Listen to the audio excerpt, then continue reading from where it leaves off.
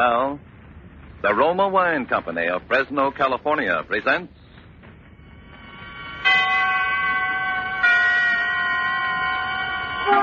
Suspense.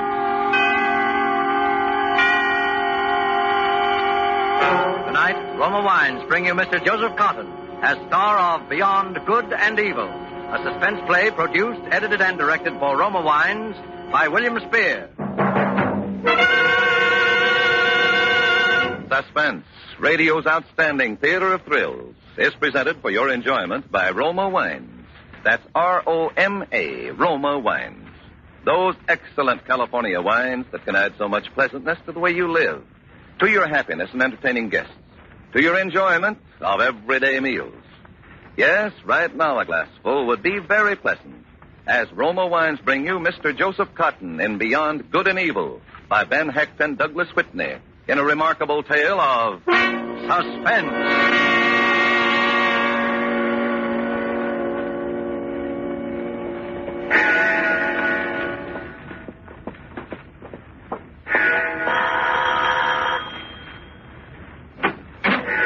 Why, Dr. Pierce, good evening. Good evening, Mary. Is Dr. McKillop still awake? Oh, yes. We don't put him to bed until 8 or later. Is evening service over already? A shame, Mary. A parson's housekeeper, and you forget we don't hold service on Wednesdays? Why, it slipped my mind it was Wednesday, sir. Of course, you've come to read to Dr. McKillop. He'll be so pleased. There's so little I can do. If he were able to let us know in some way. I can tell by his eyes, sir. Whenever you're here, they fairly glow. Well, I suppose that helpless as he is, not able to speak or even write, my visits are at least a diversion. You? You're more than a diversion, sir. You're his hope, if I may say so. No, Mary. The Lord is his hope. Oh, yes, sir. The Lord struck him down with paralysis, and in time the Lord will surely free him from it. Where is the doctor? In his study, sir. We leave him there until bedtime. Very well. I'll go in for an hour or so. Stay as long as you like, Dr. Pierce. We won't disturb you. Dr. McKillop, it's Dr. Pierce come to read to you. Good evening, Dr. McKillop. Good evening, good evening, good evening, good evening. You're a most satisfying companion, McKillop. You hang on my every word, and you never talk back, never but once. And after tonight, you won't get the chance, so speak up, Doctor. Why don't you? No. Oh, of course, the cat's got your tongue. Well, I'll turn up the lights a bit so I can at least bask in your baleful stare. There, that's better, much better. Yes, tonight is your last chance, McKillop. Tonight is the consummation, the grand finale, the end, the Act 3 curtain on a great play about death, redemption, about good and evil. And I won't shrink from your eyes tonight, McKillop. Your eyes can't kill, but I can kill. I have the mind and the will and the hand. I've killed one man that you know. And tonight, I'm going to kill again.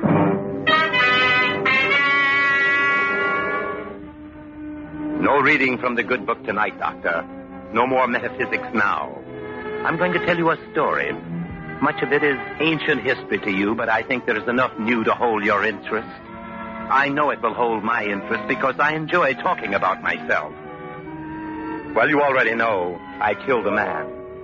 You know who he was. And you even know who I was before I became Dr. Howard Pierce, pastor of this good and godly community. At least you know the name Philip Gentry. But you never knew the soul of Philip Gentry, Doctor. The contempt, the sum of evil that was in me that night it all began. That was 3 months ago. A stormy night, as you remember. And where was I? I was crouched in a swamp with a man named Mac. Because we had just escaped from prison, hiding like an animal in the deep mud and ooze, alien from the whole human race. Gentry, where you going? To the highway, fool. Gotta get out of this mud and make time. But Pete's back there in the swamp. You can't leave him. Why not? Because he'll die. We all gotta stick together. He'll die back there. Listen, we took equal chances when we made this break. I'm not gonna take extra chances for anyone. We have to make time before daylight, before the rain stops. They'll bring out dogs in the morning. Dogs? Okay, you're the boss. See, there's the highway now beyond the fence. Yeah. So what do we do? Where do we go? We split up. But gentry, shouldn't we stick We together? split up. I go my way, you go yours. I'll meet you in Chicago later. At Tony's place? Tony's place. Okay. 2 or 3 weeks. When the manhunt cools off. Okay, we'll make a great team, you and me. We'll make them suckers scream. Chicago. And then maybe South America. All right, Mac. Save the dreaming for later. Right now, you've got to get moving. Now go on, fast.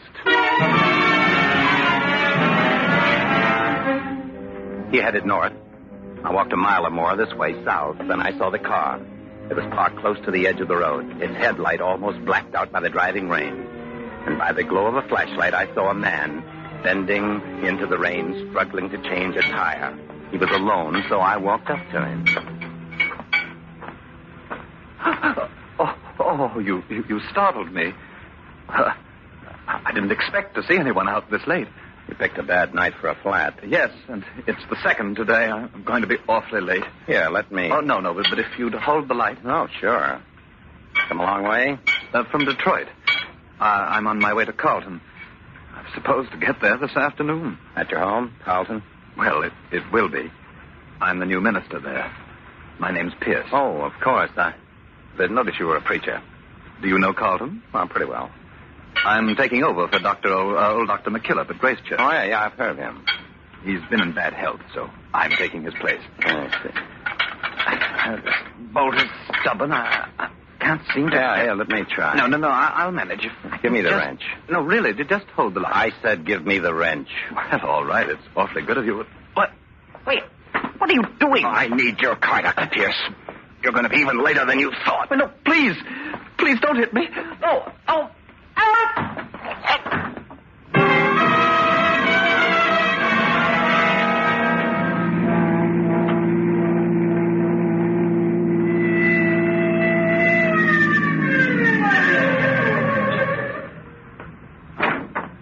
Hey, let me see your license, buddy. Huh? My license?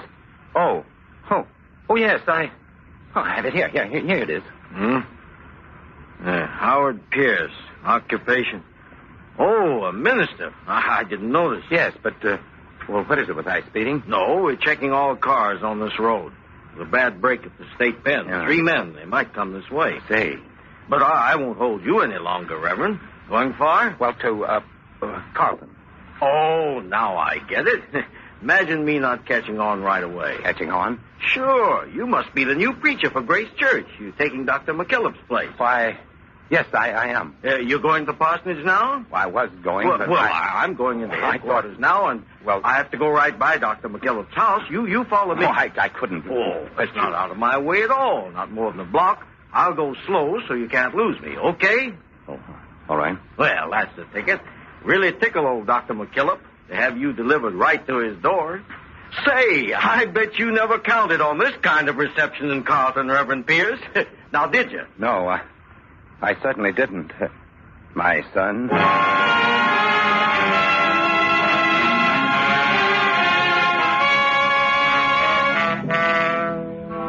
For Suspense, Roma Wines are bringing you as star Mr. Joseph Cotton in Beyond Good and Evil by Ben Hecht and Douglas Whitney. Roma Wines' presentation tonight in radio's outstanding theater of thrills, Suspense.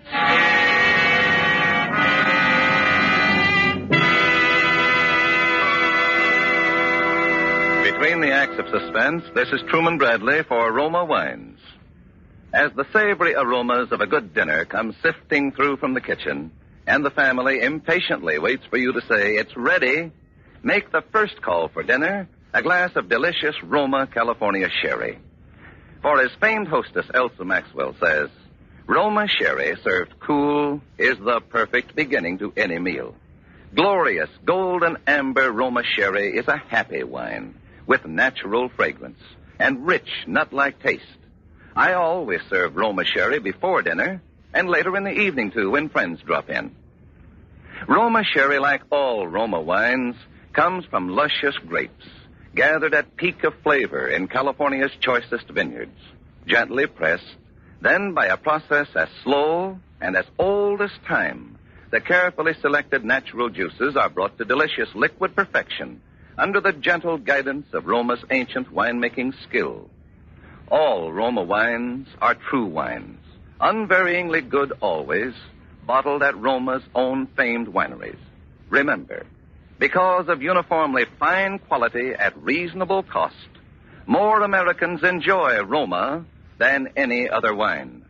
Always ask for Roma, R-O-M-A, Roma wines, now featured at new low prices. And now Roma Wines bring back to our Hollywood soundstage Joseph Cotton as Philip Gentry in Beyond Good and Evil, a play well calculated to keep you in suspense.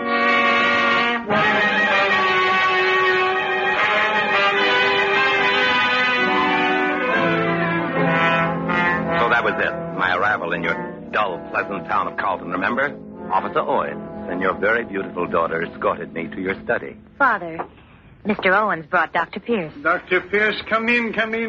You and Mr. Owen wait outside for a few minutes, Lucy. Yes, Okay. yes, all right, Father. Sit over here, Dr. Pierce. I can't tell you how relieved I am to see you. Relieved to finally be here, Dr. McKillop. Yes, well, I really couldn't bring myself to sleep tonight without first talking to you. You see, the situation's serious. Serious? My health. I'm a sick man. I've had one stroke, as you know. Oh, yes. You wrote. Yes, well, I could have another one at any minute. The doctor says a worse one. And I feel it essential that the work of the parish is in firm hands. This parish needs a young man. Well, I hope to be of service. I've heard only good of you, Dr. Pierce, and you know, you're even younger than you looked. And I look... In the picture you sent, darker, too, your hair. I'm afraid it wasn't a good likeness. I have the picture here somewhere on my desk. If you What did you want to talk to me about, Dr. McKillop? All the work of the parish. Oh, yes, the photograph. It's Dr. Pierce. Is there something wrong, Dr. McKillop? It's not. Who are you? This isn't your picture. Who are you? I don't think that would interest you, Dr. McKillop. Something's happened to Dr. Pierce. What did you do to him? You're... What do you think I did, Dr. McKillop? Go on. Guess. Yes. Guess. Don't play with me, you sanctimonious fool. Speak up. Speak. Oh, brother, don't tell me. You've had a stroke. You can't speak. Is that it? Yes. Well, I'll find out. I'll take that picture, Dr. McKillop. Now, if you don't mind. Dr. Pierce, we thought we heard... Yes, Miss Lucy, something's happened to your father. We were talking and all... Say, he's sick. I'll call the doctor, Miss Lucy. Oh, yes, please, Mr. Owens. Yeah, it's another stroke. He can't speak. Apparently, he can't move. Oh, Father, what can we do? We'll have to wait for the doctor, and maybe even then. I know. The doctor said he could be paralyzed for months, years, but he mustn't die. Oh, I'm sure the Lord will spare him if we have faith. Oh, yes. Look, he can hear us, see his eyes. I see. It's a blessing you got here tonight, Dr. Pierce, a blessing. You are going to stay. Well, But you must. Well, I wasn't sure, but since this has happened to your father, yes, I'll stay. I hope I prove worthy.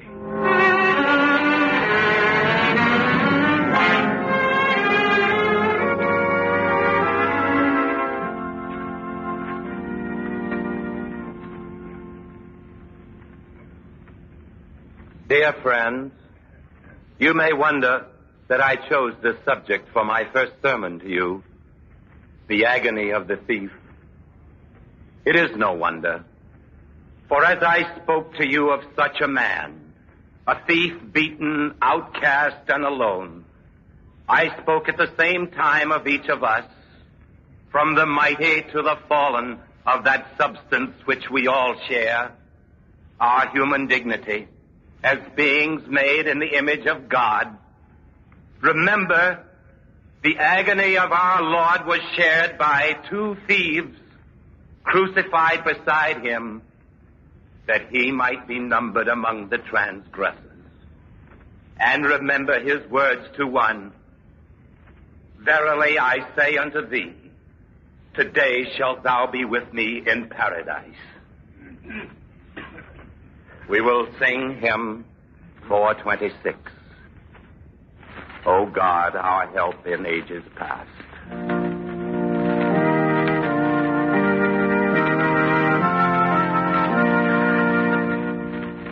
My first sermon, Dr. McKillop, and it was duck soup for me. You couldn't understand how such a thing could be done without faith.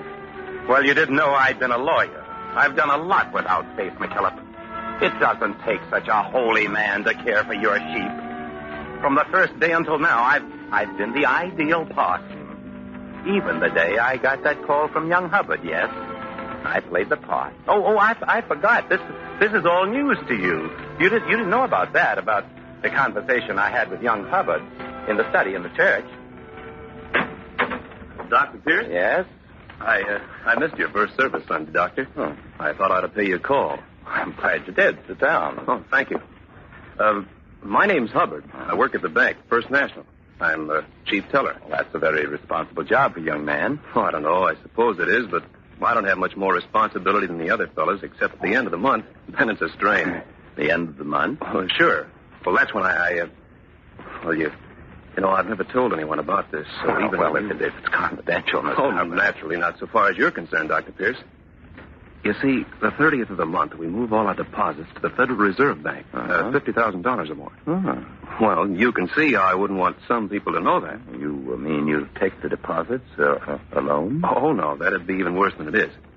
There's an armored truck comes to take the money. Comes by around 9:30 at night. But I'm alone on the bank until it gets there. Sometimes when I'm sitting there at my desk, I think how easy it would be. All someone would have to do is shoot me through the glass door. See what I mean?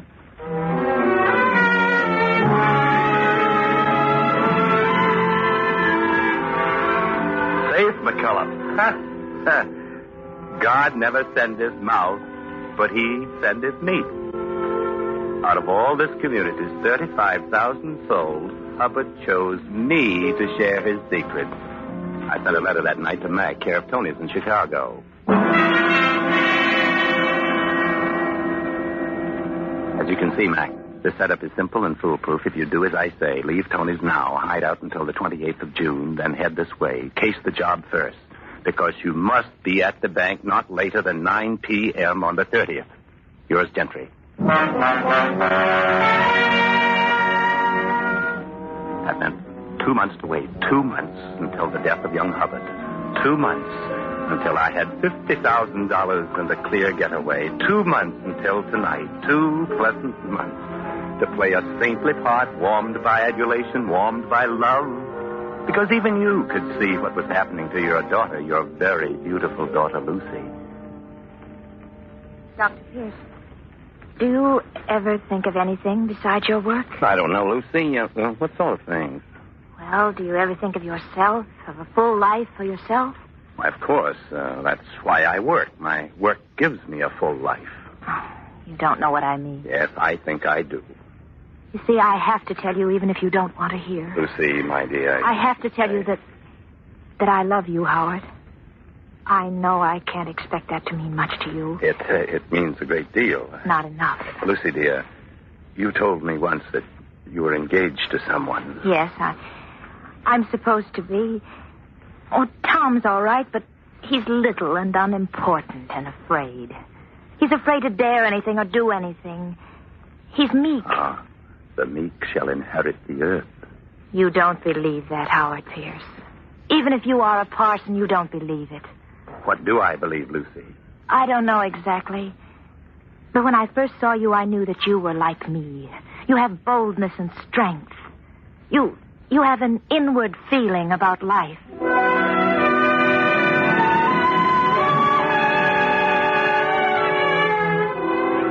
I let it ride. Wasn't any harm in that, Doctor, so far as I could see. Lucy was a great help, blinded by what she called love. And what did I feel? Love? Doctor, a man who has mastered the use of words as I have no longer knows what they mean, but only what they do. With Lucy, so long as the word love served me, I used it. After a while, it became a source of danger. That was last week, Wednesday, when I came the evening to read to you. Howard, the most wonderful news, guess. How can I guess? Don't you know? The most wonderful thing that could ever happen to us. No, what's that, Lucy? Well, I never breathed a word to Father about us because you asked me not to, Howard. Not until he can talk to us and give his blessing. Lucy, you didn't... Oh, no, not yet. But the doctor was here today, and he told me Father will speak again soon, any day now. No. He doesn't know why he hasn't already. Isn't that wonderful? Yes, it is. Howard, what's the matter? Nothing's the matter. Oh, but there is. I can see it. Sit down, Lucy.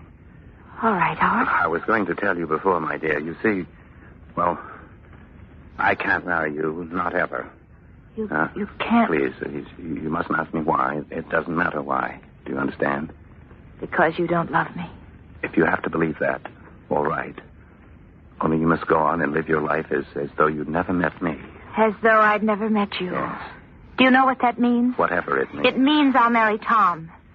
It means I'll have a little, quiet, secure life. Best life for you, Lucy. Tom in place of you. Well, maybe you're right. I won't ever have great happiness with him, but after this, I'll never have a greater unhappiness. Mustn't be bitter, Lucy. If you hadn't known me, you would have married your Tom, and yes, you would have loved him. All right. I will marry him. I'll marry him this week in church. And you'll perform the service, Howard. You'll be the one to make me Mrs. Tom Hubbard. Who did you say? Tom Hubbard. I'll be a banker's wife. I never knew his name before. Well, no matter what you think, Lucy, I'm sure you'll be happy.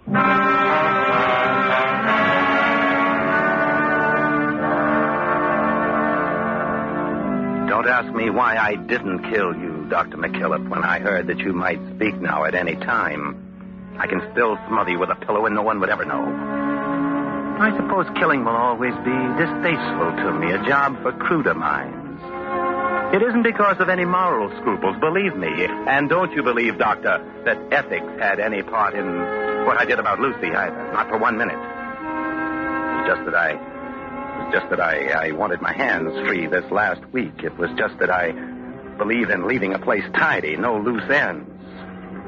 If it happens that my neat habits turn in a good deed now and then, that doesn't make me a Boy Scout. After all, if I were a higher being like you, I might be upset by thinking of things like killing Lucy's husband tonight, Tom Hubbard, as he sits at his desk at the bank. Here it is, the 30th, and I've got a very important date in half an hour. Well, Doctor, did it interest you? Now that you know the real Philip Gentry, do you understand? I doubt it. I doubt if you, with your good book and your hymnal, your years of tending the good sheep in the rich green pastures here, could ever understand 1/10 of what a man like me feels and is. But it doesn't matter. I don't need your understanding. Good night, Doctor. Sleep well. Good night, Dr. Pierce. Will you drop in tomorrow? Oh, tomorrow? Well, we'll see about tomorrow. We'll see.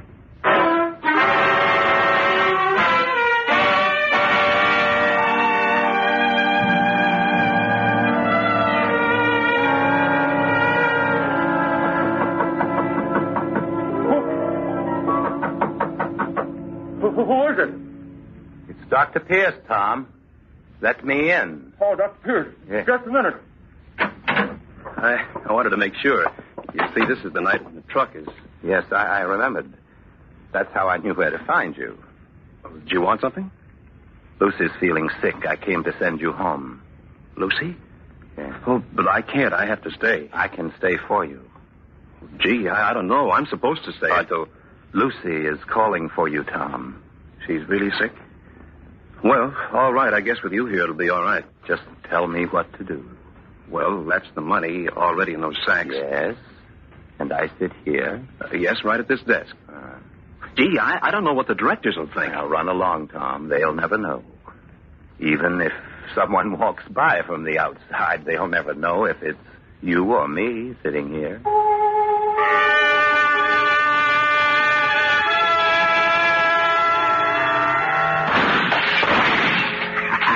That got him.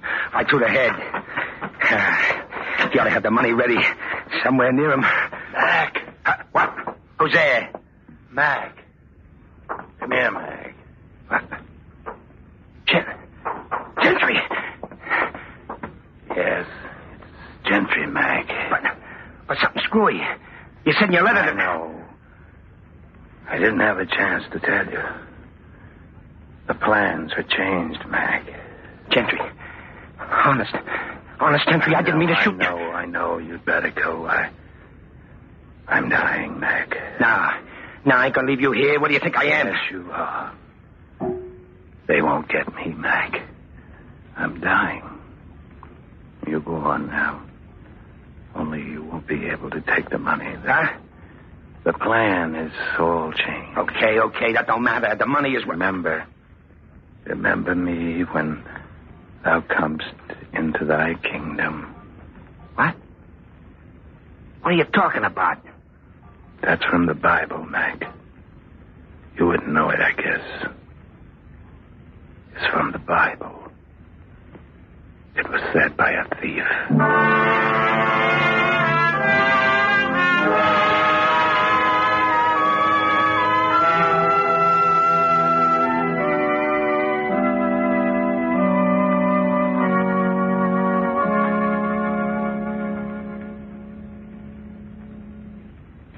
This, dear friends, was the man Philip Gentry, or Dr. Pierce, or what other name he may choose in eternity. The man whom we bury today. That night when he stood above my bed, pouring defiance and bitterness into my ears, thinking that I was paralyzed, I could both speak and write. My paralysis had been gone for many days, but I did not speak because I knew what Philip Gentry would do, what he had to do. I knew what he denied, that to accomplish work as he had in God's vineyard, a man must have faith, even though he deny that faith. That is why, in spite of all, he protected my daughter's happiness. That is why he could not kill me, for the work he did here had molded him, in spite of himself, into a man who was truly a servant of God. To such a man our Lord would say, "Verily, I say unto you, today shalt thou be with me in paradise."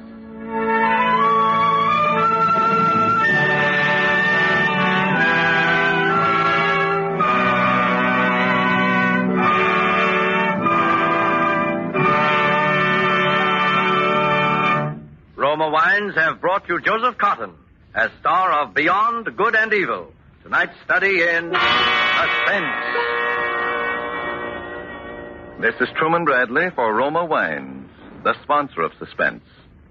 Autumn makes me think of ducks on the wing, says famed hostess Elsa Maxwell, and ducks make me think of Roma California Burgundy. Roma Burgundy because it's a robust wine for a robust time of the year. So delicious with the savory foods of fall, ducks, stew, beef, or spaghetti. I find Roma Burgundy served cool makes food so much more enjoyable. Try Roma Burgundy with dinner tomorrow. You'll enjoy the tart piquancy and fruity taste of this vintner's masterpiece. Yes, like all Roma wines, this is wine at its best in uniform quality.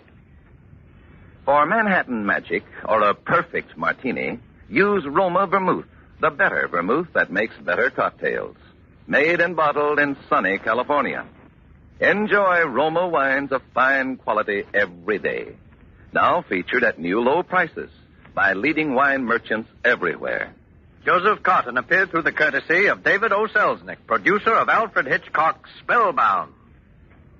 Next Thursday, you will hear Mr. Henry Fonda as star of Suspense, radio's outstanding theater thrill. Presented by Roma Wines, R-O-M-A, made in California for enjoyment throughout the world.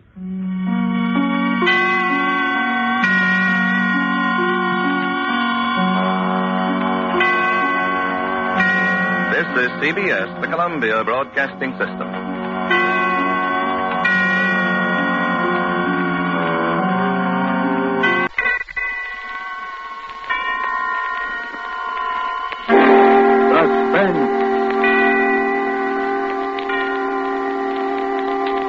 Tonight, Summer Storm, starring Mr. Henry Fonda, produced by Charles Vanda.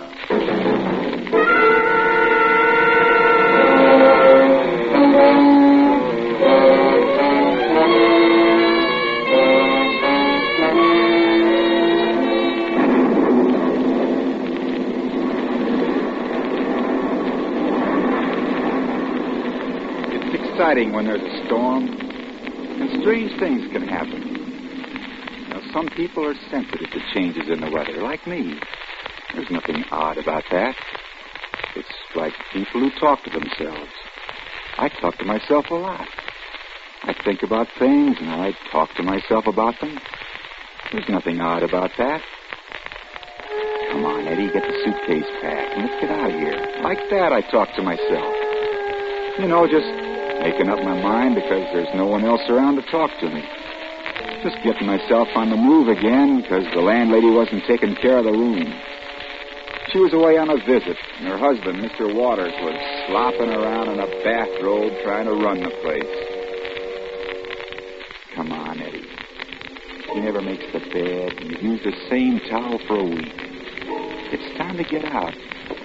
Lock up the suitcase and get going.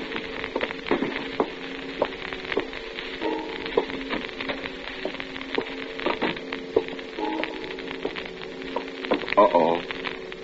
There's Waters. Guess you can't sneak out without you seeing him.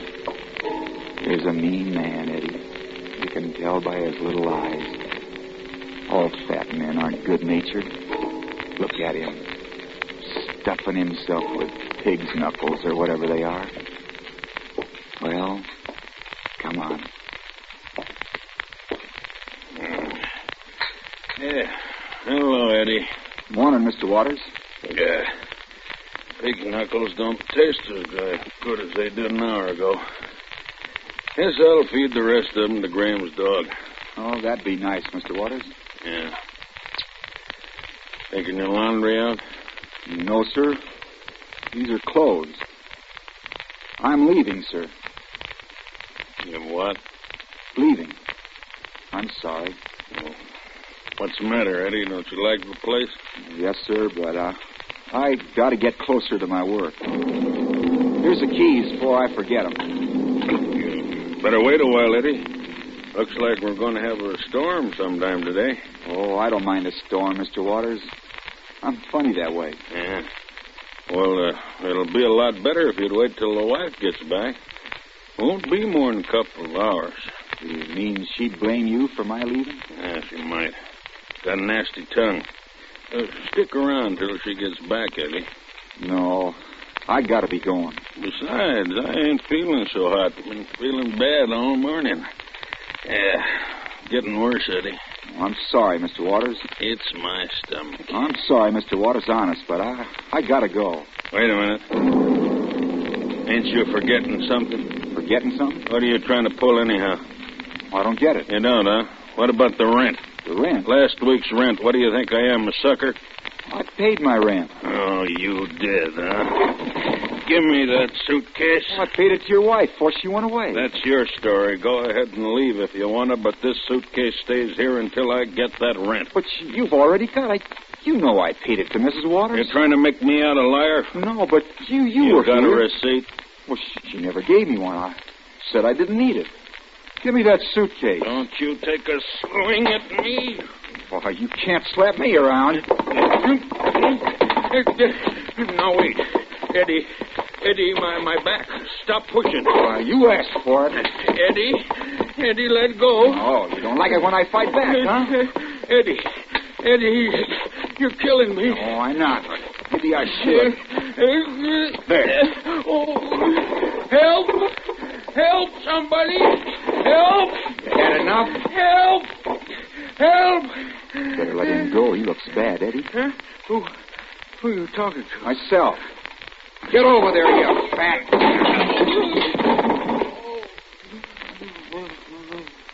I pushed him too hard, I guess.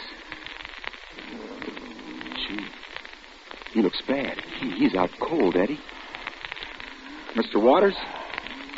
Mr. Waters, you all right?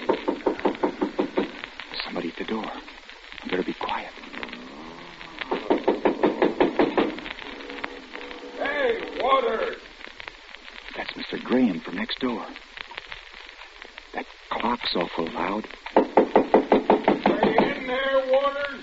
Hey, what's up, Graham? Oh, come on up here, old pal. Something fishy going on. Huh? What's going on? Come here to the door and listen. I don't hear nothing. Something fishy she was going on in there. Well, what do you mean? Waters was yelling his head off a minute ago. Now he won't answer the door. Hey, Waters, you all right? I don't hear him. No, that's what I mean. I think we ought to go in and see what's the matter. You mean just walk in? What do you think? Huh? They're coming in here, Eddie. I said, what do you... You gotta get away. I Out don't the know. back door. No, they can see you from where they are. The attic, that's it. They don't know about that. What do you mean? Up the stairs, but don't make any noise. Better not let them find you, Eddie. Up there where you helped Mrs. Waters store the blankets. Why don't you try not to? Just step over Mr. Waters, Eddie. He looks bad. There. You never know. You try it. Now, quiet.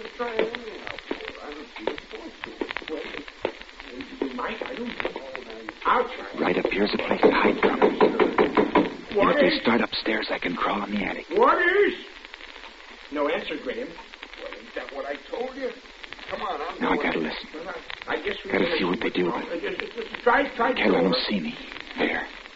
Yeah, it ain't locked. Come on in. Do you think we ought to? Sure.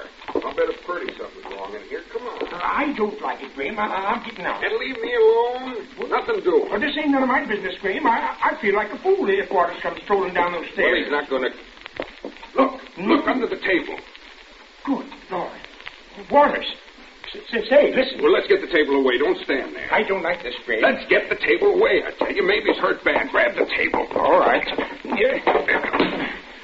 Waters? Waters, you all right? We'd better call a doctor. Yeah, well, there's a phone over there. Hey, wait. We don't need no doctor. What? We need the police. The police? Yeah. The guy's dead.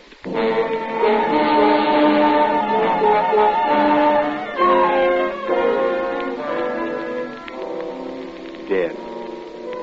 Waters was dead. The words made me weak, sick all over. I hadn't hit him hard. I just grabbed him around the neck and pushed him back when the fight went out of him. I remember the table, though. When he fell against it, it tipped up and must have smashed the back of his head. That was it. That had killed him. And now they'd start looking for me, and when they found me, they'd hang me.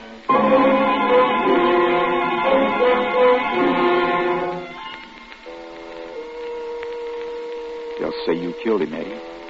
And you'll hang for it. They're calling the police now. When they find you here, they'll say you killed him, whether you meant to or not. And they'll be right, Eddie. You did. But maybe you can get away. Listen. Be quiet. See what's going on down there. No sound but the clock. Wonder where they are. You can tell the police about this when they get here, Graham. Stick around. You're a witness, too. No, sirree. I'm going back home. I don't want to get mixed up in this thing. What's the matter? You yelling? No, I ain't yelling. I told you before this was none of my business. Now, I'm getting out. All right, go on. Get out. I'll wait here until the police come.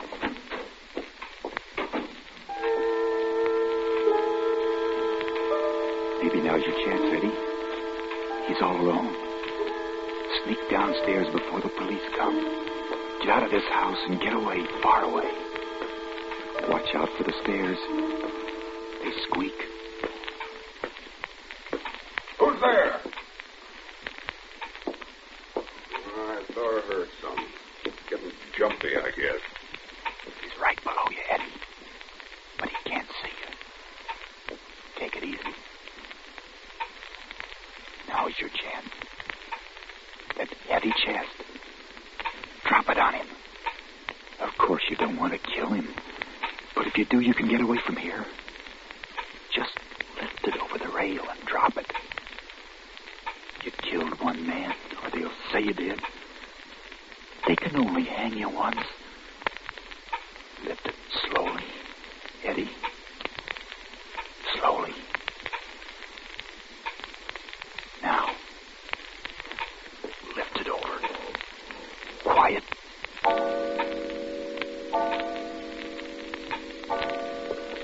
You missed your chance. You let the clock scare you.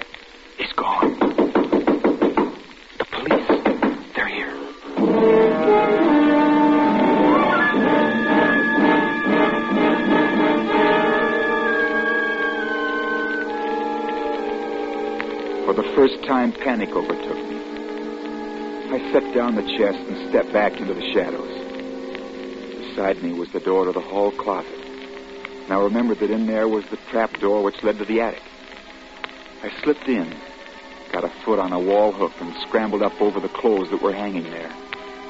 I pushed back the little trap door, lifted myself through the hole, and listened for a minute. I could hear the muffled voices, but I couldn't hear what they were saying. They must be down there with Mr. Waters.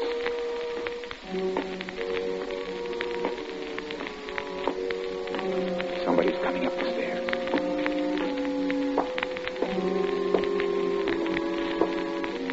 He's coming down the hall. The attic was long and low. He wouldn't think of anyone being up in there. Or would he? It was dark except for the light from a small ventilator. I moved back into the shadows. I crouched low because the space was too small to stand up in. Suddenly, my hand brushed against a short piece of pipe. It had been left there for a long time, and the dust was thick on it. But it was a weapon. It made me feel safer. I moved quietly over to the trapdoor and waited. Get ready for him, Eddie. If he opens the trapdoor, you'll have to hit him. They can only hang you once.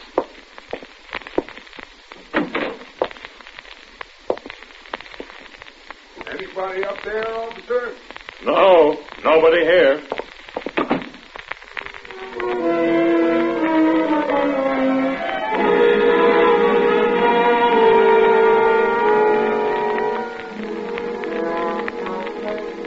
That's all I remembered for a while. I must have passed out for hours. When I woke up, the attic was black and heavy with heat.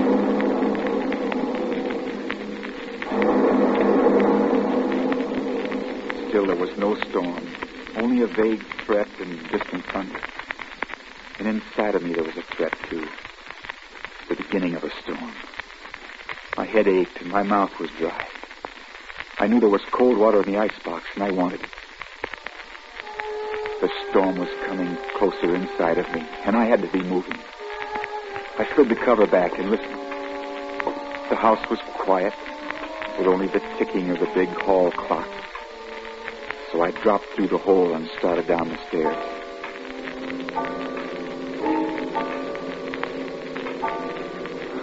Don't let that clock scare you, Eddie. There's no one here now. Maybe you can get out now, Eddie. There's your suitcase in the hall. Don't forget that. Someone's at the door.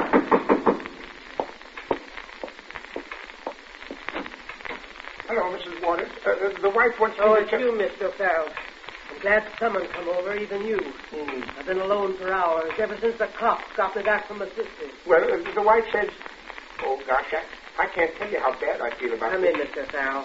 Yes, he was a swell man, Mrs. Waters. Your husband, I mean. Yes, he was. Yes, sir, he really swell. They didn't come any better than him.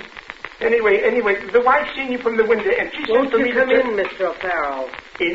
In there? I mean, well... Just for a minute. Well, all right, but just for a minute. They won't find you, Eddie. Not if you stay quiet and keep back here in the shadows. I can't stay long. Anyway, the wife wants to know that if there's anything we can do. I mean, if you're scared to be alone or anything. No, there's nothing. I just finish up my dinner and I'll go to bed very shortly, and I'm not frightened. Oh, gosh, it was awful. Simply awful. Yes. The way he was lying there and breathing so heavy. I was standing right there looking at him. And it was the way he was breathing that got me sort of gasping. You know what I mean? Yes, I know, Mr. Farrell, but he's gone now, and there ain't any good in... Listen. Did you hear something? Listen. Hear something? Where? It sounded like somebody breathing. Stop breathing, Eddie. I don't hear anything. Good Lord. It sounded just like him. What on earth are you talking about? Your nerves are all on edge, Mr. Farrell. No, look, I got to be getting back. If you're sure there ain't nothing you need now. No, I'm quite all right. Now, if there's anything you want, you just call I'm going right to bed. I don't feel well. Well, I shouldn't wonder. I'll tell my wife. Never mind, I'll be all right. All right. Good Good night, Mr. Farrell, and don't worry about me. Yes, well, good night. Now, I gotta get back to the White House. Good night.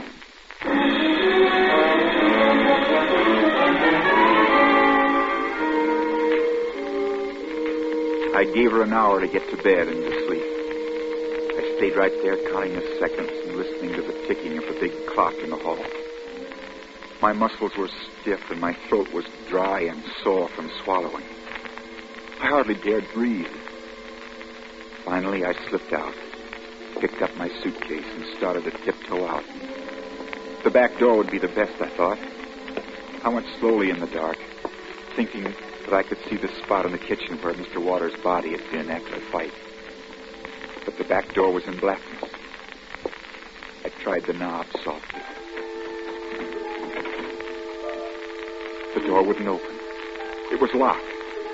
Not with a night latch, but with the old-fashioned iron locks that were on all the doors in the house. There was no way out without a key.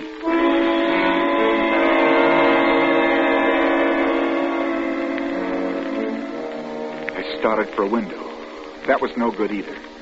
The screens were heavy and were nailed firmly in place. I'd helped nail them myself. I knew that cutting them would make too much noise. There was no way out except with a key. And that must be in Mrs. Waters' room. Back down the hall, I went to the downstairs bedroom. The door was unlocked, and I opened it and listened. She's asleep, Eddie. Listen. The keys must be on the dresser, Eddie. Right over there. The storm was getting close outside, and I felt all stormy inside. I had to get the keys, get out of this house. It wasn't too dark to see Mrs. Waters in bed. She was breathing heavily. I brushed past the bed, and my knee touched a chair. I went on until I felt something waist high. The dresser. I moved my hand slowly over the top. First some clothing. Then I felt around for the keys. They weren't there. I felt more slowly. A hairbrush, a comb, then a pile of hairpins. Where was the key? I held my breath until Mrs. Waters started breathing regularly again. I was shaking now and scared, and the storm was building up inside. I reached into a drawer. I tried not to make any noise, but there was some.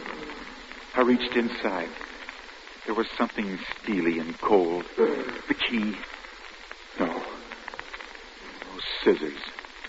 Long ones, sharp and pointed. The phone was frightening. I wanted to run to get out of the room. But I couldn't remember where the door was. I held the scissors like a weapon. A knife. And flattened myself against the wall. Oh, dear. The phone. Oh, the phone. Eddie, hide somewhere. The phone at this hour.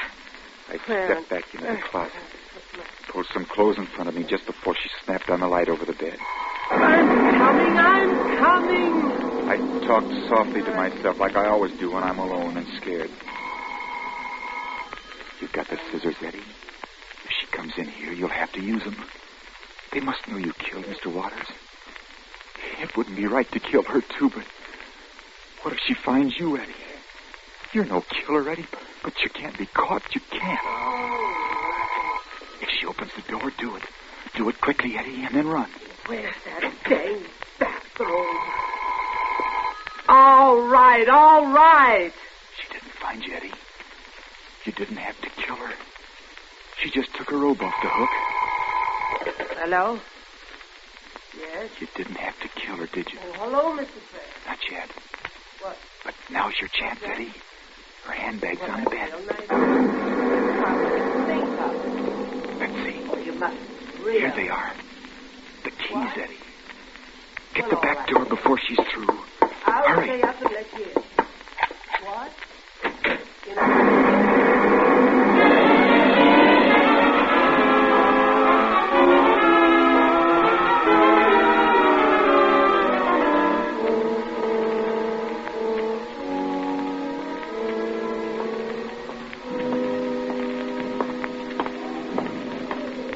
walked a long time in the rain while the storm out inside me settled down the same steady rhythm as the raindrops.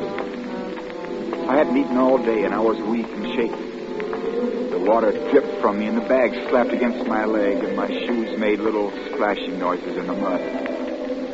I counted my footsteps. I counted to 1,000 and then started over. And then through the rain, I saw an all-night diner.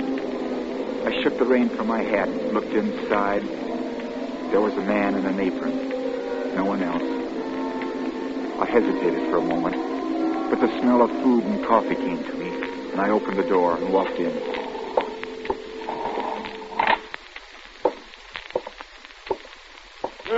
What'll it be? Coffee. Coffee? Bad. Boy, you're really wet. Yeah. Boy. Give me a sandwich, any kind of sandwich. Sure. Coming up. Look, kid, take off the coat and let me hang it up for the coffee boiler. Oh, I'm all right. Let me have the sugar. Sugar? Cream? No. Be sandwich all right? That's all I got. Hello, Casey. Well, what's cooking with the police department on a night like this? Plenty, Mike. Give me a cup of coffee in a hurry, will you? Cop, Eddie. Don't run. Take it easy. Coffee coming up, Casey. Hey, kid. Beef sandwich okay? Sure. This raincoat's dripping all over your floor. I'll hang it up, Mike. Okay. It's really wet out there. He's hanging up his gun, too, Eddie. Maybe you can get it if you have to. Well, how'd you get so wet, kid? Didn't see you before. I got caught in the storm. Yeah, I see. Oh, thanks, Mike. Look, kid, maybe you'd better come along with me down to the station house. It was done. It was over. They'd caught me. I'd felt free up until now. I looked at where his gun was hanging by his raincoat. Now I'd have to try it. I'd have to kill again, I thought. I could get them both and get away, maybe. They could only hang me once. How about it, kid? I'll book you as a sleeper. For morning, you'll be dried out on your way. Okay? You mean just sleep there? Well, sure. There won't be any charge against you. Well, thanks, but I've got to get along. Okay. Have it your own way. Well, what do I owe you, Mike? Just a dime. Yeah. Thanks. You been hitting the ball tonight? I'll say. Been taking the doc around. Have to go back and pick him up now. Oh, emergency case, huh? Yeah. Doc called it botulism. Something like ptomaine poisoning. Said it was from eating pig's feet. Old Lady Waters up on Elm Street. You gotta be awful careful of them things. Well, they'd warned her about them, but I guess she ate them anyhow. They were from the same batch that killed her husband earlier today. But she didn't know that was what happened to him, and she ate him, too. Ptomaine's bad stuff. Hit you just like that. Yeah. Well, so long. So long, Casey. More coffee, kid? No, thanks. Did you hear that about Mr. and Mrs. Waters both dying from the same thing? Yeah. Pig's milk. You gotta be careful of that ptomaine stuff. Well, looks like the storm's over. Sure is. The moon's out. Just a summer storm, and now it's all over. That'll make it nice for you. Feel all right? Me? I feel swell.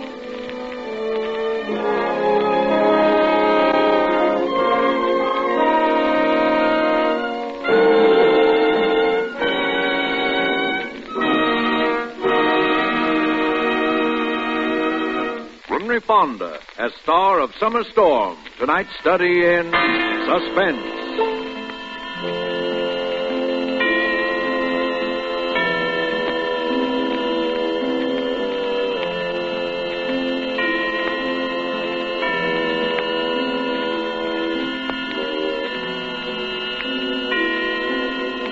This is the Armed Forces Radio Service.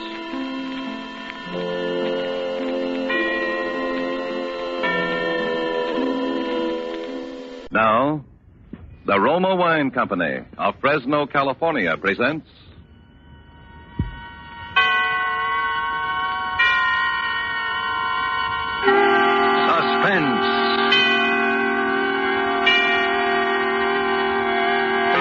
Tonight, Roma Wines bring you A Shroud for Sara, starring Miss Lucille Ball, soon to be seen in Metro-Goldwyn-Mayer's Technicolor musical Ziegfeld Follies. Suspense, radio's outstanding theater of thrills, presented for your enjoyment by Roma Wines. That's R-O-M-A, Roma Wines. Those excellent California wines that can add so much pleasantness to the way you live, to your happiness in entertaining guests, to your enjoyment of everyday meals. Yes, right now a glassful would be very pleasant, as Roma Wines bring you Miss Lucille Ball in a remarkable tale of suspense.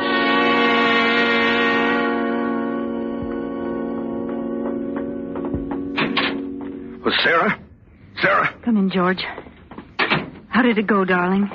George, you're trembling. Something went wrong. No, nothing went wrong. You got it then? Yeah, I got it. Stuffed in all my pockets.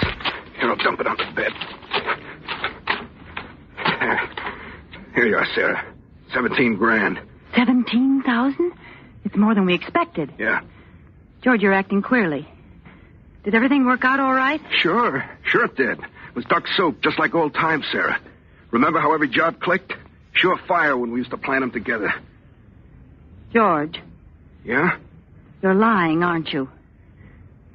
Sara, you really love me, don't you? Do you have to ask? Would I have come back otherwise? 10 years is a long time. I thought you'd be changed. I never thought you'd come back like this out of nowhere. I don't even know what you've been doing, where you've been living, what name you're using. You haven't told me a thing about yourself. I will, George. I will, as soon as we get out of this apartment. As soon as we're really together, darling. That's the way you want it, isn't it, Sara? Of course. Why do you think I never got a divorce? I didn't, you know. I didn't even consider it. No, you didn't. And you could have. You certainly had a right with me up for 5 years on a felony. I'm glad you waited, Sara. You won't regret it. I'm sure I won't, George. But let's not talk about that now. We have a train to make. You know, Sara, you're as good to look at as you were 10 years ago. Oh, you're just making talk, George, and you haven't answered my question. I want to know what went wrong. I'd given up hope, Sara. I didn't expect to see you again. But I came back. I've done 2 stretches, Sara. 9 years in jail out of 10. I wouldn't have pulled another job if you hadn't shown up. You won't go away again, will you? Only with you, George. Sara, the scent of your hair. I used to dream of it. Those long nights in jail. Now it's real. Holding you like this. With your hair in my face. George, you're hurting me. Your arms. I'm sorry. Just that I'm so afraid it isn't true having you again. I want to hold you tight forever. George, what happened? What went wrong? Sara, I had to kill a man. Well, have you got anything to say? Only the obvious. It's murder, then. That changes my plans. Your plans? My plans for us. You're going to stick with me, aren't you? Of course. I didn't come back after 10 years only to run right out again. And we must think this out carefully. Are you sure you left no clues? Only the gun. I wiped it off clean and left it there. It's a gun I picked up years ago. No way to tack it on me. Fingerprints? Gloves. Then there's nothing to worry about. Only if they happen to pick me up on suspicion. I see. Are they after you now, George? Of course not. Nobody heard the shot. There was nobody in the building but that bald-headed bookkeeper. He hadn't gone home. Must have stayed to get his books in shape for the morning. My luck. And you weren't followed or chased? You don't think I'd have come here if they were after me? I'm sorry, George. I know you wouldn't. You're not sore at me, then? We can go ahead just as we planned? Our train leaves in an hour. We'll pick up the tickets at the station. Sara, it's hard to believe in an hour we'll be on the way to Florida, you and I. Yes, George. Just the two of us. In the warm sun. It's a dream I've had for 10 years in and out of jail. I figured it would always be a dream. You know, it's funny. What's funny? There's a bald-headed man lying dead over there at the finance company. He's finished. And we're just beginning. I never killed a man, Sara. Never before. You'll do all right from now on, George. You'll forget about that thing. I'll help you forget it. Yeah. But we've got to hurry now. Put your hat on. And I'll go over and pick up the tickets. Well, I thought we'd go to the station together. Silly, I've got to dress. Yeah, well, the Sunset Limited leaves at 8 o'clock. There's only an hour. I know. I'll dress and pack and meet you in 30 minutes at the train gate. Have you any money? Here, take some of this. I'll put the rest in the valise and bring it in a cab so it won't be found on you if anything happens. Why didn't you come back before, Sara? I didn't realize it till this minute. I've been like an orphan for 10 years. Kiss me. Now, That's all, George. You've got to hurry now. Remember, the Sunset Limited at the gate. I'll remember. And don't forget to clean out the desk. I'll take care of everything, George. Now hurry.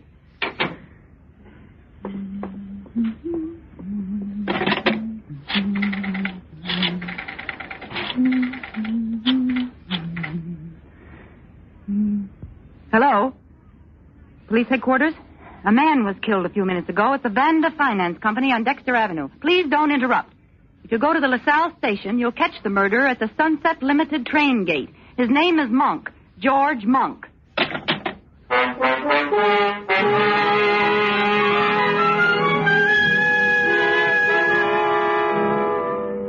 For Suspense, Roma Wines are bringing you as star Miss Lucille Ball in A Shroud for Sara by Emil C. Tepperman. Roma Wines' presentation tonight in radio's outstanding theater of thrills, Suspense.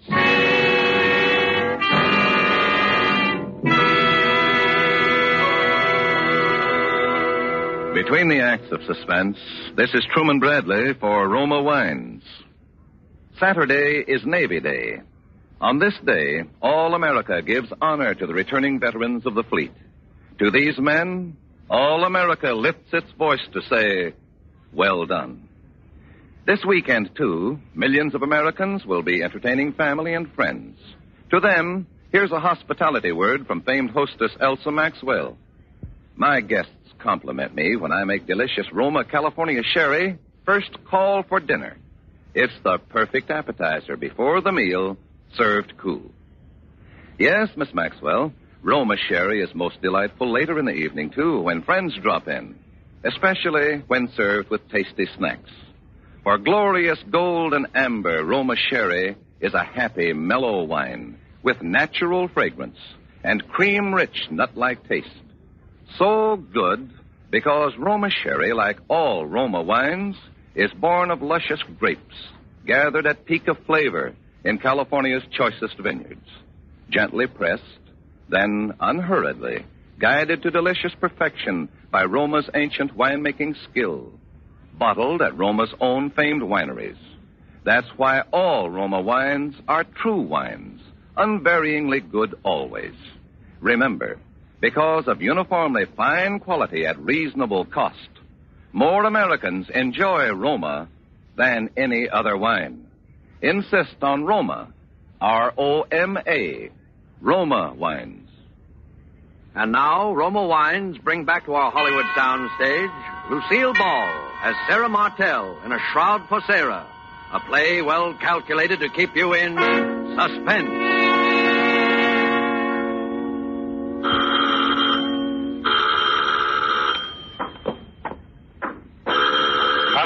I'm coming.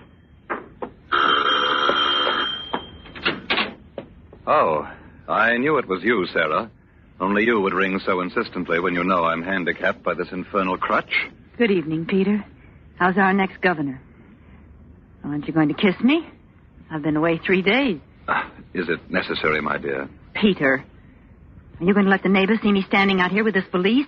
Kiss me, you idiot. You can stand it if I can. Very well. Satisfied, my dear?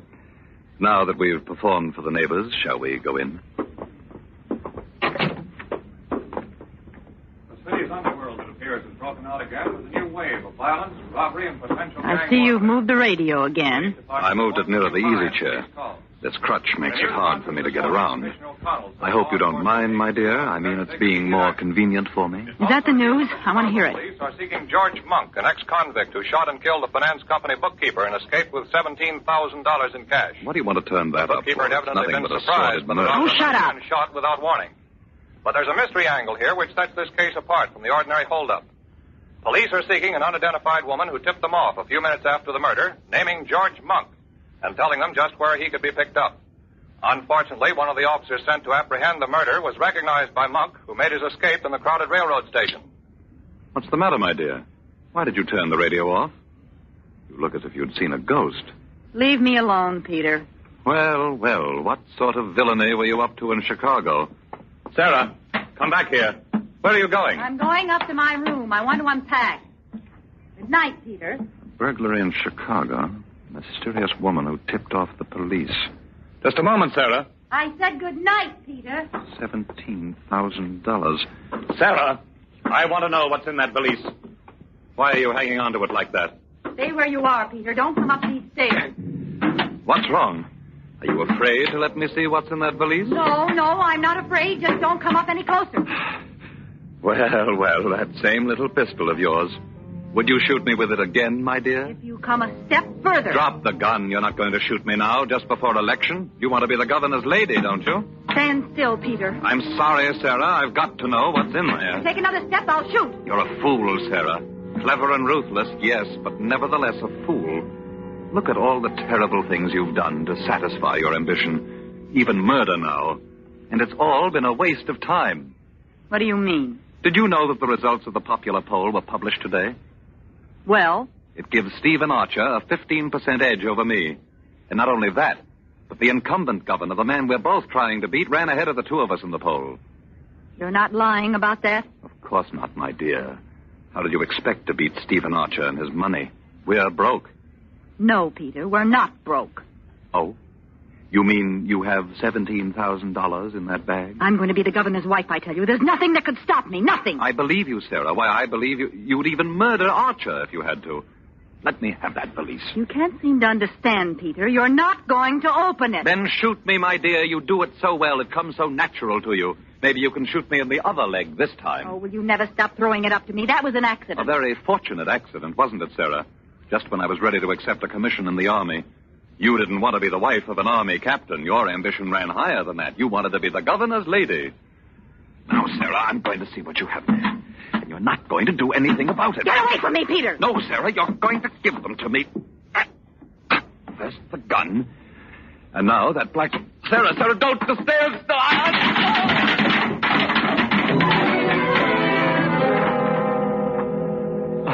Sarah. Oh, Sarah.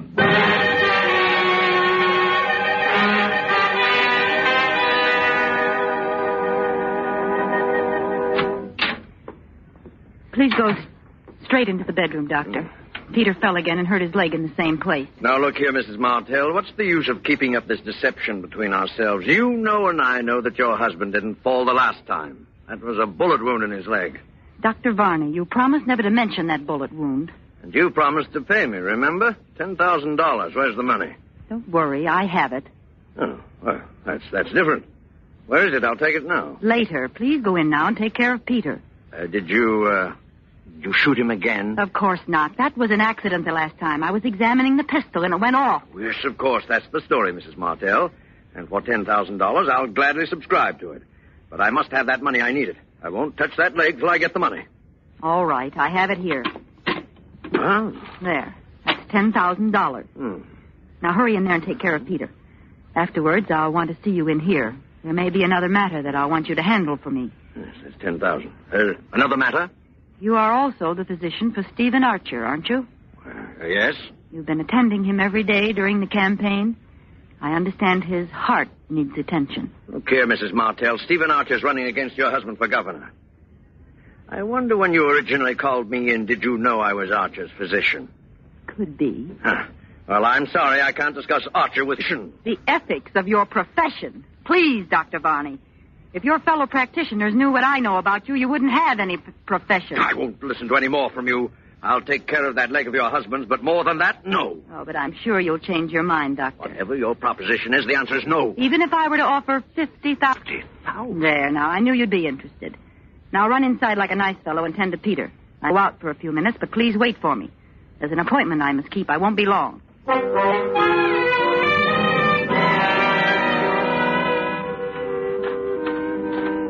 Martell, park is rather a dark place to meet, isn't it? I thought it would be best this week. Great deal of money?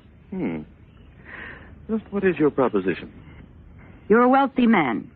Would $100,000 be too much to pay for the governorship? $100,000? I've spent several times that much on the campaign already, but I don't see how you could deliver the election.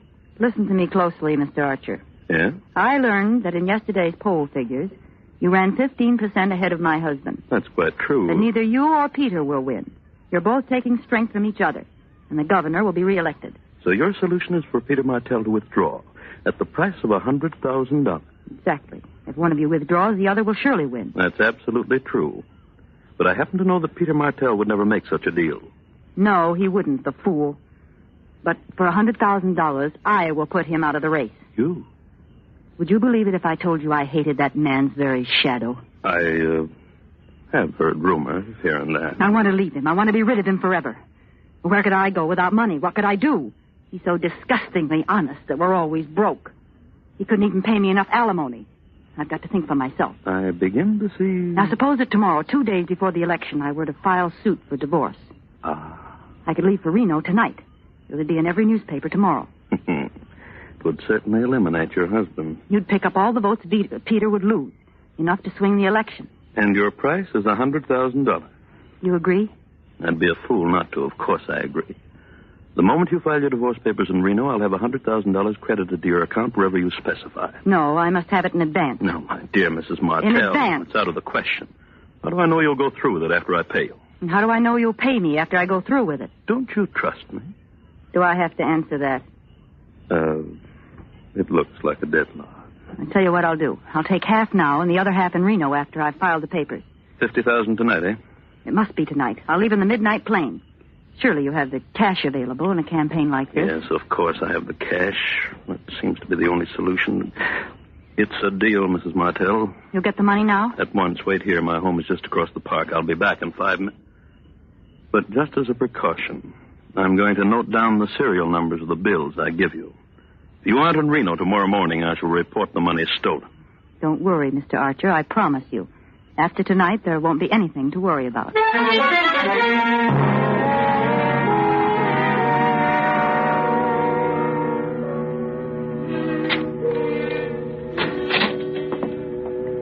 Still waiting for me, I see, Dr. Varney. Well, it took a long time. I was just deciding to leave. You took care of Peter all right? Yes, the wound opened up again. It was painful, but not as bad as it looked. He'll be up again by tomorrow. Thank you, Doctor. Oh, you said you wanted to talk to me. Yes, I have a little proposition for you. You mentioned $50,000. Yes. Yes, I have the money in my handbag. Here. Go on, take it. Now count it. Ah. Yes. What do you want me to do?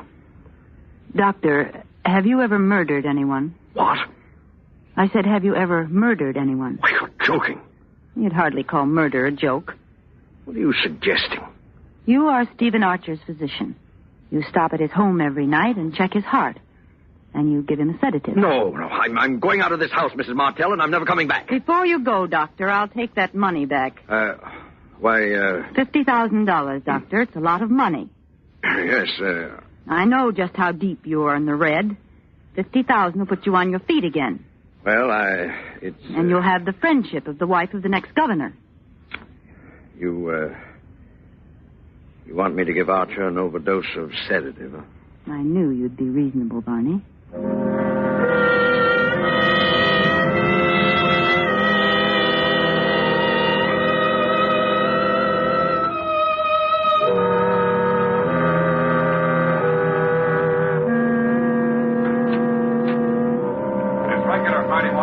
Good morning, my dear. I see you're at the radio already. Aren't you up early today? I thought all the Borgias slept late. I wanted to hear the news. Indeed. Could it be a person by the name of George Monk that you're so anxious to hear about? What do you mean? Why do you mention that name? The black valise, my dear. Remember, I'm still anxious to know if it contains $17,000. 3 guests and 1 fireman were injured and damages are assessed at Have you taken the newspaper in yet? $5,000. No? Well, I'll get it. There'll be something in this morning's paper that I'd like you to see, my dear.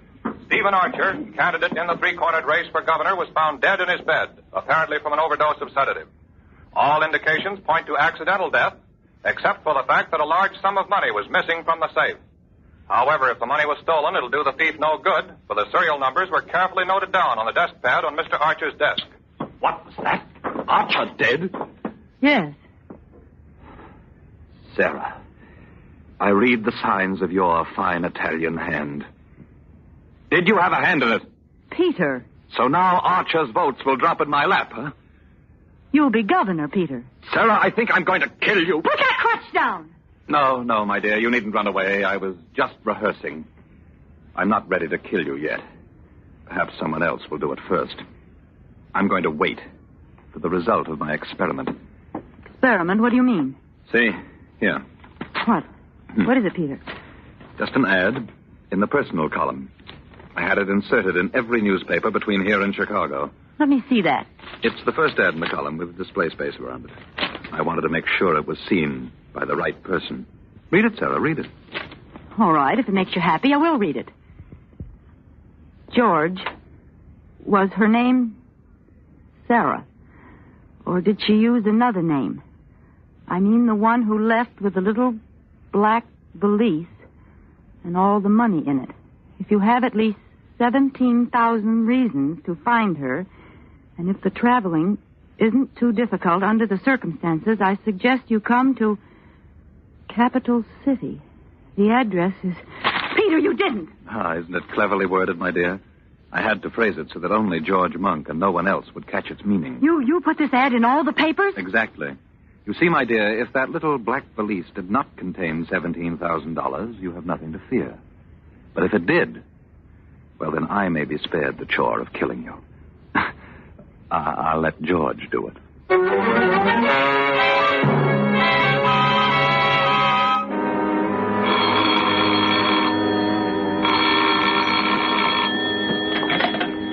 Hello? Mrs. Martell? Who is this? Dr. Varney. Oh. What do you think it was? I thought... Never mind. What do you want, Barney? Don't you know? Think you're pretty clever, don't you?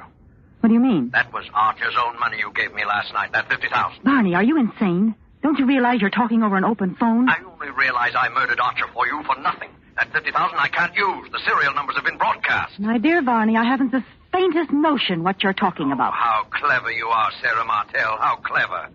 And how dangerous. Yes, too dangerous to live.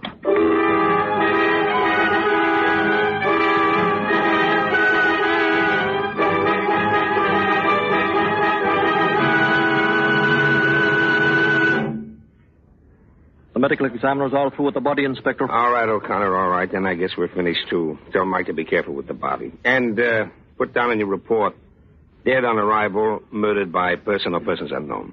I'll sign it when I get downtown. She was a beautiful woman, O'Connor. It's a tough way to die. A tough way indeed, Inspector.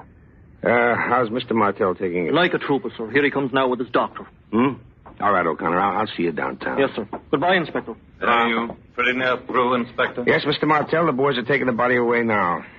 May I say, Mr. Martell, that you have my deepest sympathy in this bereavement of yours. Thank you, Inspector. Oh, by the way, do you know Dr. Varney? Oh, how do you do, Doctor? How do you do? A ghastly business, Inspector. Yes, indeed, and we'll do everything in our power to lay that murderer by the heels. Inspector. Yes, Dr. Varney? Have you any clues, anything definite to go on? Well, if you don't mind my talking about it now, Mr. Martell. Oh, it's all right, Inspector. I'm afraid I'm going to have to listen to a good deal of talking about it.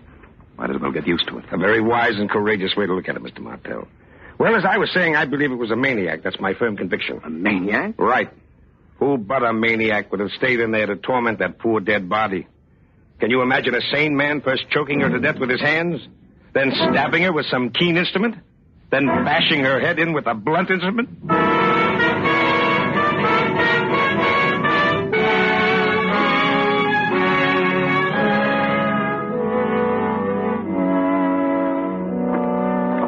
Well, Varney, that was quite an ordeal. It was terrible. Varney. Yes? You hated her very much, didn't you? No more than you did, Mr. Martell. I won't deny it. It's true. You haven't been using your crutch this morning. Huh? What made you think of the crutch? Oh, nothing. A blunt instrument, huh? That's all right, Varney. I don't mind your asking. I was thinking along the same lines myself, only it was the keen instrument I had in mind, say a scalpel. Now, look here. Skip it, Varney. I was just making conversation. Oh. You know, there's something I don't understand. Yes, Varney? Yes? Nothing at all. Nothing. I know what you want to ask. You want to know who was the third man. Well, I'll show you, Varney. Well, my keys. Here. Huh? What do you got in that closet? A guest, Varney. Shall I say an invited guest? You can come out now, George. The coast is clear. Thought you meant to bury me alive in there. Tell, who's this man? Dr. Varney, George Monk. Shake hands, gentlemen. Oh, no? Very well. I thought it would be right for all three of us to be together for a moment. You're talking about Martel. Listen carefully, Varney, and you, George. Each one of us was in her room last night. The cumulative effect of our individual deeds has convinced the inspector that a maniac murdered my wife. But we three know better. However, there is one of us who knows more than the other two. One of us killed her first. I say first because the other two were not one whit less murderers for the fact that she was already dead. The three of us. We all did it. Yes, George. And I suppose that by checking each other and comparing notes, we could determine, to the satisfaction of all of us, just who took precedence. For instance, when I heard you move about in the closet this morning and turn the key on you, I had no way of telling how long you'd been in the house. And I don't want to know. Then two of us will always be in doubt. Exactly, Varney. Do you agree to it? Yes. And you, George? Yes.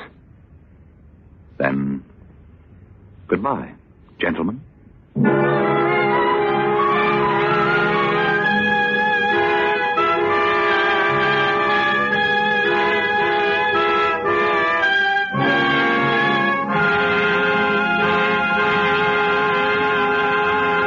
Roma Wines have brought you Lucille Ball, a star of A Shroud for Sara. Tonight's study in Suspense.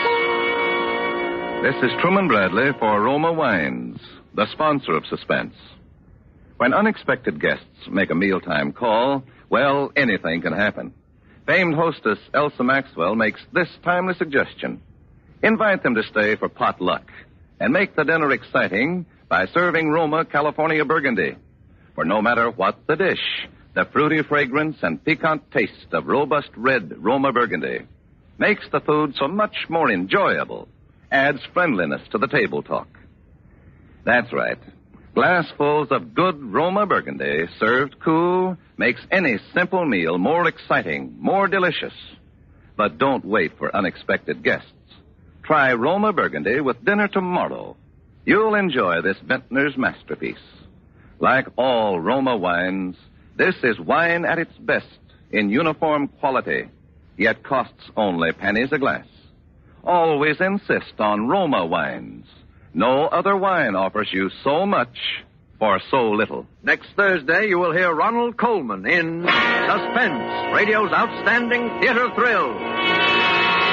Presented by Roma Wines, R-O-M-A, made in California for enjoyment throughout the world. There is an immediate need in most hospitals for auxiliary non-nursing personnel. Approximately 90,000 men and women must be recruited if hospitals are to provide patients with even minimum services. The present critical lack of hospital workers of all kinds is substantially reducing the amount of nursing care per patient because nurses must spend so much of their time on non-professional tasks. Although the need varies in different sections of the country, there is an overall need for orderlies, laundrymen, chefs, electricians, plumbers, janitors, and so forth. Men and women, both skilled and unskilled, who want to work in a hospital in any capacity, can now get secure, well-paid jobs with a post-war future.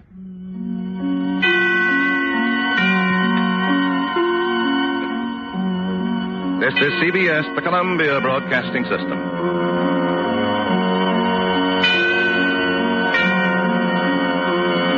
Me not catching on right away. Catching on? Sure. You must be the new preacher for Grace Church. You're taking Dr. McKillop's place. Why, yes, I am. You're going to the parsonage now? Well, I was going, Well, but I'm going into headquarters now, and I have to go right by Dr. McKillop's house. You follow me. Oh, I couldn't. Oh, that's not out of my way at all. Not more than a block. I'll go slow so you can't lose me, okay? Oh, all right. Well, that's the ticket. Really tickle old Dr. McKillop to have you delivered right to his door. Say, I bet you never counted on this kind of reception in Carlton, Reverend Pierce. Now, did you? No, I certainly didn't. My son.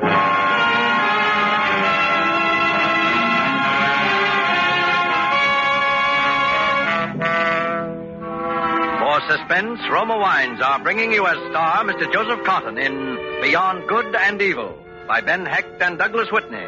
Roma Wines' presentation tonight in radio's outstanding theater of thrills, Suspense.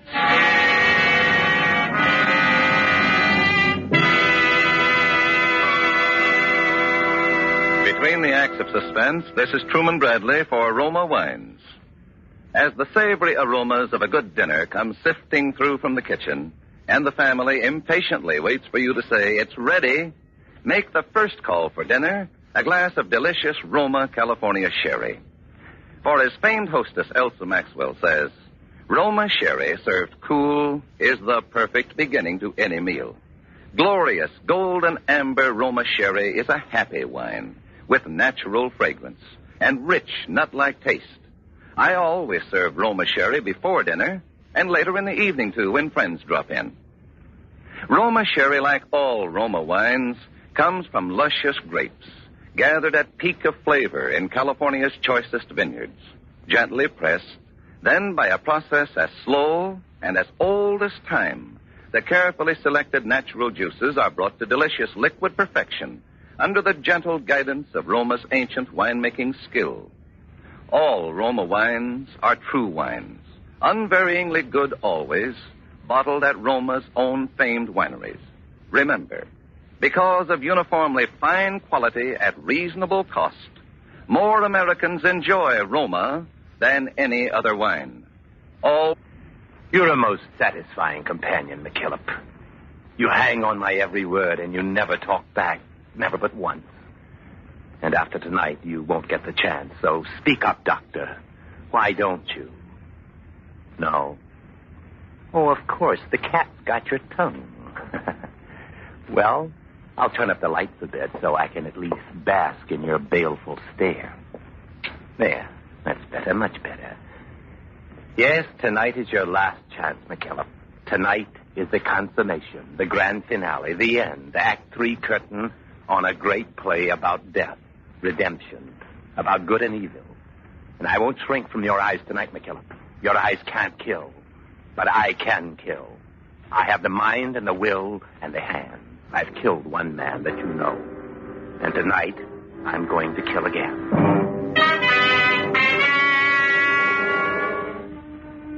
No reading from the good book tonight, Doctor. No more metaphysics now. I'm going to tell you a story. Much of it is ancient history to you, but I think there's enough new to hold your interest. I know it will hold my interest because I enjoy talking about myself. Well, you already know I killed a man. You know who he was. And you even know who I was before I became Dr. Howard Pierce, pastor of this good and godly community. At least you know the name Philip Gentry. But you never knew the soul of Philip Gentry, Doctor. The contempt, the sum of evil that was in me that night it all began. That was 3 months ago. A stormy night, as you remember. And where was I? I was crouched in a swamp with a man named Mac. Because we had just escaped from prison, hiding like an animal in the deep mud and ooze, alien to the whole human race. Gentry, where you going? To the highway, fool. Gotta get out of this mud and make time. But Pete's back there in the swamp. You can't leave him. Why not? Because he'll die. We all gotta stick together. He'll die back there. Listen, we took equal chances when we made this break. I'm not gonna take extra chances for anyone. We have to make time before daylight, before the rain stops. They'll bring out dogs in the morning. Dogs? Okay, you're the boss. See, there's the highway now beyond the fence. Yeah. So what do we do? Where do we go? We split up. But Gentry, shouldn't we stick together? We split up. I go my way, you go yours. I'll meet you in Chicago later. At Tony's place? Tony's place. Okay. 2 or 3 weeks. Now, the Roma Wine Company of Fresno, California presents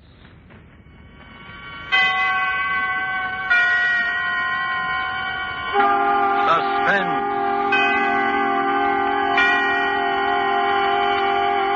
Tonight, Roma Wines bring you Mr. Joseph Cotton as star of Beyond Good and Evil, a suspense play produced, edited, and directed for Roma Wines by William Spear. Suspense, radio's outstanding theater of thrills, is presented for your enjoyment by Roma Wines. That's R-O-M-A, Roma Wines. Those excellent California wines that can add so much pleasantness to the way you live, to your happiness in entertaining guests, to your enjoyment of everyday meals. Yes, right now a glassful would be very pleasant, as Roma Wines bring you Mr. Joseph Cotton in Beyond Good and Evil, by Ben Hecht and Douglas Whitney in a remarkable tale of suspense.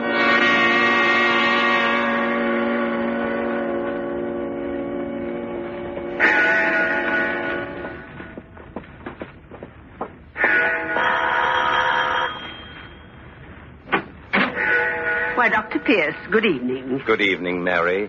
Is Dr. McKillop still awake? Oh, yes. We don't put him to bed until 8 or later. Is evening service over already? A shame, Mary. A parson's housekeeper, and you forget we don't hold service on Wednesdays? Why, it slipped my mind it was Wednesday, sir. Of course, you come to read to Dr. McKillop. He'll be so pleased. There's so little I can do. If he were able to let us know in some way. I can tell by his eyes, sir. Whenever you're here, they fairly glow. Well, I suppose that helpless as he is, not able to speak or even write, my visits are at least a diversion. You? You're more than a diversion, sir. You're his hope, if I may say so. No, Mary. The Lord is his hope. Oh, yes, sir. The Lord struck him down with paralysis, and in time the Lord will surely free him from it. Where is the doctor? In his study, sir. We leave him there until bedtime. Very well. I'll go in for an hour or so. Stay as long as you like, Dr. Pierce. We won't disturb you. Dr. McKillop, it's Dr. Pierce come to read to you. Good evening, Dr. McKillop. Good evening, good evening, good evening, good evening. Always ask for Roma. R-O-M-A. Roma wines. Now featured at new low prices. And now Roma Wines brings back to our Hollywood soundstage Joseph Cotton as Philip Gentry in Beyond Good and Evil, a play well calculated to keep you in suspense.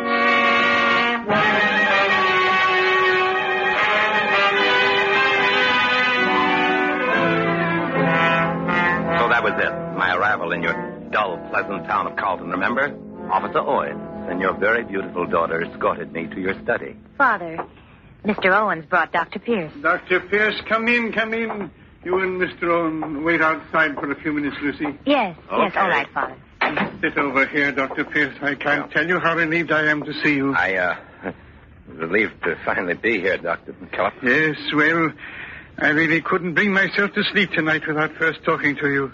You see, the situation's serious. Serious? My health. I'm a sick man. I've had one stroke, as you know. Oh, yes. You wrote. Yes, well, I could have another one at any minute. The doctor says a worse one. And I feel it essential that the work of the parish is in firm hands. This parish needs a young man. Well, I hope to be of service. I've heard only good of you, Dr. Pierce, and you know, you're even younger than you looked. And I look... In the picture you sent, darker too, your hair. I'm afraid it wasn't a good likeness. I have the picture here somewhere on my desk with your letter. What did you want to talk to me about, Dr. McKillop? All the work of the parish. Oh, yes, here's the photograph. It's Dr. Pierce. Is there something wrong, Dr. McKillop? It's not. Who are you? This isn't your picture. Who are you? I don't think that would interest you, Dr. McKillop. Something's happened to Dr. Pierce. What did you do to him? You're... What do you think I did, Dr. McKillop? Go on. Guess. Yes. Guess. Don't play with me, you sanctimonious fool. Speak up. Speak. Oh, brother, don't tell me. You've had a stroke. You can't speak. Is that it? Yes. Well, I'll find out. I'll take that picture, Dr. McKillop.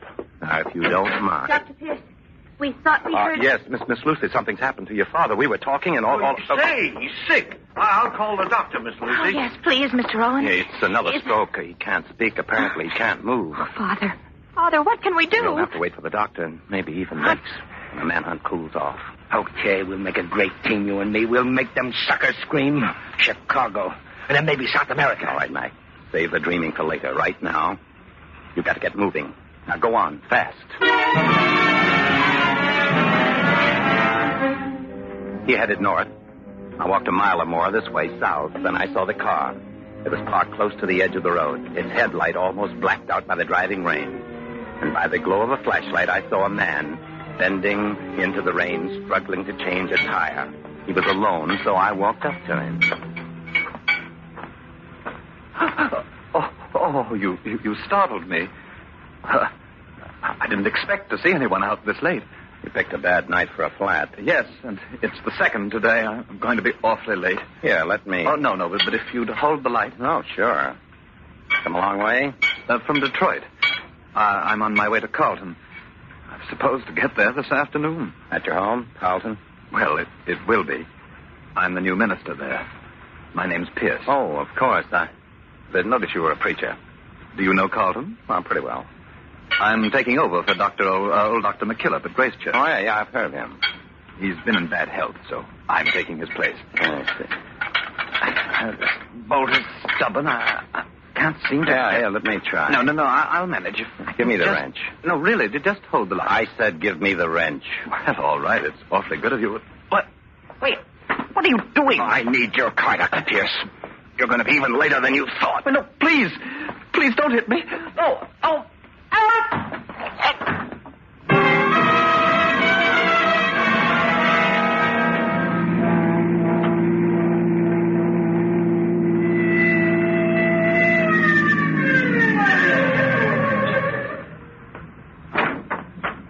Let me see your license, buddy. Huh? My license?